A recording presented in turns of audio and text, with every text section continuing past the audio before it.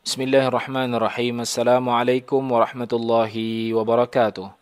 Pemirsa Ma'rifatul Islam dimanapun Anda berada, Alhamdulillah pemirsa dapat berjumpa lagi dengan Ma'rifatul Islam yang kembali akan menyajikan kepada para pemirsa informasi tentang hukum-hukum fikih yang ringkas, praktis, yang dapat dipertanggungjawabkan sesuai dengan dalil Al-Quran dan Sunnah Rasulullah Sallallahu Alaihi Wasallam. Ma'rifatul Islam hari ini adalah permasalahan tentang kunut subuh.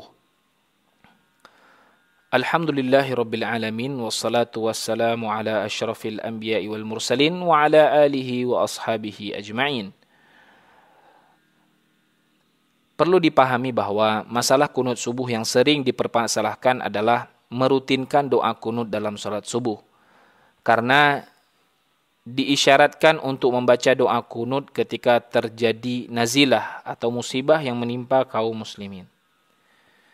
Untuk membaca doa kunut ketika terjadi, dan ini berlaku semua salat yang 5 waktu, tidak hanya salat subuh.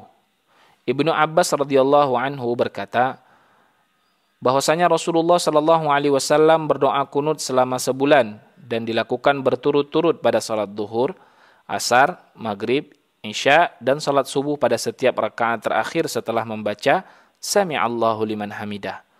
Beliau mendoakan kehancuran bagi Bani Sulaim, Ri'lin, Zakwan, dan Usayyah. Kemudian orang-orang di belakangnya mengamini. Kedua, ulama sepakat bahwa membaca kunut di salat subuh tidak wajib. Yang diperselisihkan adalah apakah dianjurkan atau tidak.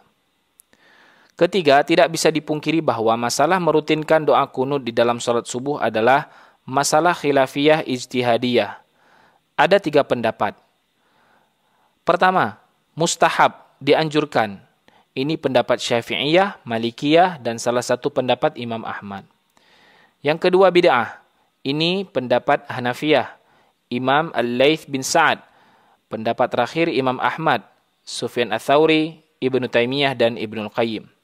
Yang ketiga boleh, ini pendapat Ibnu Hazm dan At-Tabari. Sehingga masalah ini adalah masalah khilafiyah yang mu'tabar. Dan pendapat yang paling banyak dikuatkan oleh kebanyakan ulama Ahlus Sunnah di zaman ini adalah pendapat kedua. Bahwa tidak disyariatkan merutinkan doa kunut di saat salat subuh. Di antara dalilnya adalah hadis Abu Malik Al-Ashja'i berkata, dari ayahku ia berkata, aku pernah salat menjadi makmum Nabi sallallahu alaihi wasallam namun ia tidak membaca kunut. Aku pernah salat menjadi makmum Abu Bakar namun ia tidak membaca kunut. Aku pernah salat menjadi makmum Umar namun ia tidak membaca kunut. Aku pernah salat menjadi makmum Utsman namun ia tidak membaca kunut. Aku pernah salat menjadi makmum Ali namun ia tidak membaca kunut. Wahai anakku, ketahuilah itu perkara bid'ah. Hadis riwayat Nasa'i, Ibnu Majah, At-Tirmidzi, dan At-Tirmidzi berkata hadis ini hasan sahih. Juga sebuah athar dari Ibnu Umar ketika ditanya, aku bertanya kepada Ibnu Umar tentang kunut di waktu subuh. Ibnu Umar menjawab, saya rasa tidak ada seorang pun sahabat yang melakukannya. Kemudian keempat, para ulama Ahlus Sunnah mengatakan masalah merutinkan doa kunut di dalam salat subuh adalah perkara longgar. Artinya, tidak sampai membuat orang bisa divonis sesat atau menyimpang jika memilih pendapat yang berbeda. Syekh Abdul Aziz bin Baz ketika ditanya mengenai masalah kunut subuh, beliau menjawab, yang rajih adalah tidak bolehnya merutinkan kunut pada saat salat subuh kecuali ketika terjadi nazilah. Kemudian beliau katakan, ini bukan berarti kita memvonis bid'ah kepada Imam Syafi'i. Namun ini dalam rangka memilih pendapat yang lebih rajih dari pendapat-pendapat yang ada.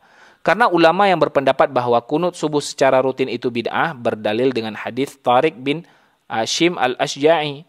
Dan yang berpendapat bahwa perbuatan tersebut sunnah berdalil dengan hadis-hadis yang lain yang terdapat kelemahan. Dan mengambil hadis yang sahih itu lebih utama dan lebih tepat bagi para ulama.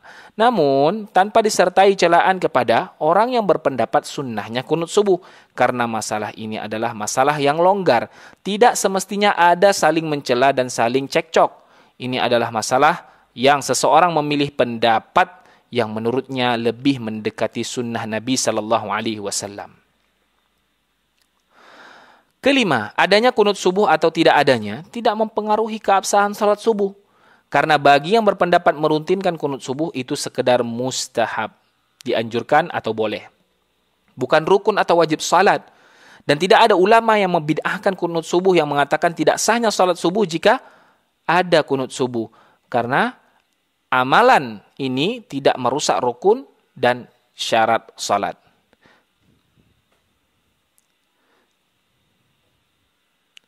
Keenam, mengingkari orang lain yang mengambil pendapat berbeda dalam masalah ini perlu dirinci. Pertama, jika berupa pengingkaran dengan tangan maka tidak boleh. Misalnya mencegah orang supaya tidak kunut subuh, memaksa orang supaya kunut subuh, mengganti imam yang tidak kunut subuh, atau mengganti imam yang kunut subuh.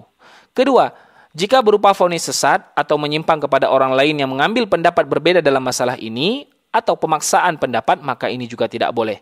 Karena ini masalah ijtihadiyah dan masalah khafifah, longgar. Sebagaimana dikatakan oleh Syekh bin Baz. Jika pengingkarannya berupa bantahan ilmiah, kritik ilmiah, atau nasihat untuk meninggalkan kunut subuh karena bid'ah, maka ini dibolehkan. Syekhul Islam Ibnu Taimiyah mengatakan, sesungguhnya masalah yang semisal ini, yaitu masalah ijtihadiyah, tidak boleh diingkari dengan tangan, dan tidak boleh memaksa orang lain untuk mengikuti pendapatnya. Namun boleh berdiskusi dengan membawa hujjah, dalil yang ilmiah. Siapa yang jelas kesahihan dalilnya, maka kita ikuti dia. Namun siapa yang tetap mengikuti pendapat yang lain, maka tidak kita ingkari dia dengan tangan. Ibnu Qayyim al-Jauziyah juga berkata, ucapan sebagian orang masalah khilafiyah itu tidak boleh diingkari, tidaklah benar. Dan pengingkaran biasanya ditunjukkan dengan pendapat, fatwa, atau perbuatan. Dalam pengingkaran pendapat, jika suatu pendapat menyelisihi sunnah atau ijma' yang telah dikenal kebenaran nukilannya, maka pendapat tersebut wajib untuk diingkari menurut kesepakatan para ulama, meskipun tidak secara langsung pengingkarannya. Menjelaskan lemahnya pendapat tersebut dan menjelaskan bahwa pendapat tersebut bertentangan dengan dalil. Ini juga merupakan bentuk pengingkaran. Sedangkan pengingkaran perbuatan, jika perbuatannya tersebut menyelisihi sunnah atau ijma', maka wajib diingkari sesuai dengan kadarnya. Yang ketujuh, kaidah-kaidah tadi berlaku untuk semua bentuk masalah khilafiyah ijtihadiyah yang ditoleransi. Tidak berlaku untuk semua masalah khilafiyah karena tidak semua masalah khilafiyah itu ditoleransi. Wallahu ta'ala a'lam bissawab. Demikian Ma'rifatul Islam hari ini. Semoga tayangan kali ini menjadi penambah ilmu bagi para pemirsa yang belum mengetahui, serta menjadi pengingat kembali bagi para pemirsa yang sudah mengetahui, demi mendukung agar Ma'rifatul Islam terus berkembang menjadi lebih baik. Apabila pemirsa memiliki kritik, saran ataupun masukan serta pertanyaan, maka tidak perlu sungkan ataupun ragu untuk mengirimkannya ke redaksi Insan TV sebagaimana yang tertera di layar kaca Anda. Ma'rifatul Islam akan menerima semua saran, kritik dan masukan serta pertanyaan pemirsa dengan rasa syukur dan tangan terbuka. Akhir kata terima kasih. Wabillahi taufik. Wassalamualaikum warahmatullahi wabarakatuh.